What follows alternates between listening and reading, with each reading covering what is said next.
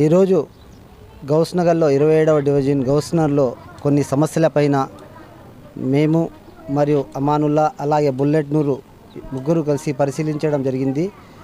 మాకు సహకరించిన మీడియా మిత్రులందరికీ నమస్కారము.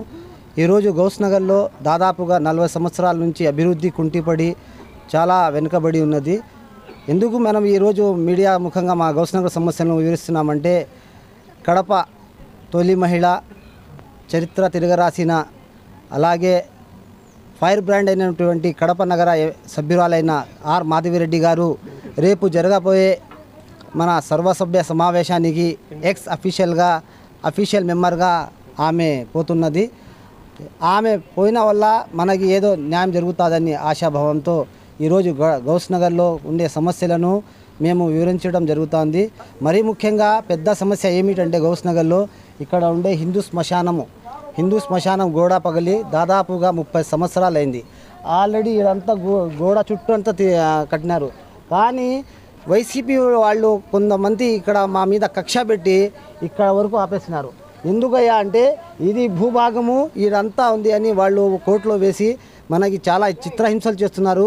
ఈ వైసీపీ వాళ్లకు ఆగడాలు మనం అరికట్టాలంటే ఆర్ మాధవి గారితో సాధ్యమని మేము అనుకొని మేము ఈ మీడియా ముఖంగా మనం తెలియజేస్తున్నాము. సర్వసభ్య సమావేశంలో మన గౌస్నగర్లో ఉండే మరీ ముఖ్యంగా మౌలిక వసతులు ఏమిటంటే, కాలువలు సరిగా లేవు, రోడ్లు సరిగా లేవు, అలాగైతే నీళ్ళైతే మరీ ముఖ్యం దుర్వాసన వస్తున్నది. ఈ మేజర్ ప్రాబ్లం ఏమిటంటే, ఇక్కడ ఎవరైతే ఖననం చేస్తారో పూడుస్తారో అవో పిచ్చి కుక్కలు అవి తిని ఒక్కొక్కసారి అయితే చేతులు వేళ్ళు ఎముకలు తీసుకొస్తే భయం భ్రాంతులుగా ఈ వీధిలో ఉన్నారు. ఈ పక్కన చూడండి మీరు, దీని పక్కనే ఇల్లు ఉన్నారు. ఎలా బ్రతకాలి వీళ్ళంతా? దయచేసి మేడం గారి మేము మా గౌస్నగర్ వాసులము విన్నమించుట ఏమిటంటే, తక్షణమే మీరు సర్వసభ్య సమావేశంలో ఈ మీద గళం ఇప్పాలని, ఈ సమస్య మీద మీరు గళం ఇప్పితే మా సమస్య తీరుతాయని మనం ఆశాభావంతో ఉన్నాము. అలాగే కడప గౌస్నగర్లో ఉండే రోడ్డు కానీ, డ్రైనేజీ కానీ, మంచినీరు కానీ వసతులు కల్పిస్తే మీకు శతకోటి వందనాలు తెలుపుతూ మనము, ఎందుకంటే మీ ద్వారా మీ పరిపాలనలో న్యాయం జరుగుతుంది, పేద ప్రజలకు సుఖ సంతోషాలు ఉంటారని. గత ప్రభుత్వంలో కార్పొరేటర్లు 10 సంవత్సరాలు ఏళ్ళారు. ఎవరు కార్పొరేటర్ కూడా తెలియదు. ఇక్కడ ఒకరు కార్పొరేటర్ అవుతాడు, ఇంకొకడు పెత్తనం చెలాయిస్తాడు. ఎవరు కార్పొరేటర్? హూ ఆర్ యూ అని గౌస్నగర్ ప్రజలు అనుకుంటున్నారు. ఎవరు కార్పొరేటర్ అని? ఎప్పుడు రాడు, ఎప్పుడు తిరగరు. వాళ్ళ పనులు వాళ్ళు, వాళ్ళ కబ్జాలు వాళ్ళు, వాళ్ళ స్థలాలు వాళ్ళు చూసుకుంటూ వారు తిరిగే ఉండాలి. కానీ గౌస్నగర్లో అయితే మరీ ముఖ్యంగా చాలా దారుణంగా ఉంది. ఒక్కసారి మేడం గారు మా గౌస్నగర్ మీరు డివిజన్ని పర్యటించి మా కష్ట సుఖాలను తెలుసుకోవాలని నేను కోరుకుంటూ, మరీ ముఖ్యంగా మాకు సహకరించిన మా అమానుల్లా బుల్లెట్ నూరికి స్థానిక ప్రజలకు నేను ధన్యవాదాలు తెలుపుతూ, మరీ ముఖ్యంగా రేపు జరిగే జనరల్ బాడీ మీటింగ్లో ఈ సమస్యలను మీరు ఈ మీడియా ద్వారా మీరు చూసి మా సమస్యలను అక్కడ పెడతారని కోరుకుంటూ ఆశిస్తూ సెలవు తీసుకుంటున్నాను. నా పేరు ఖాదర్ బాషా, స్థానికుడు.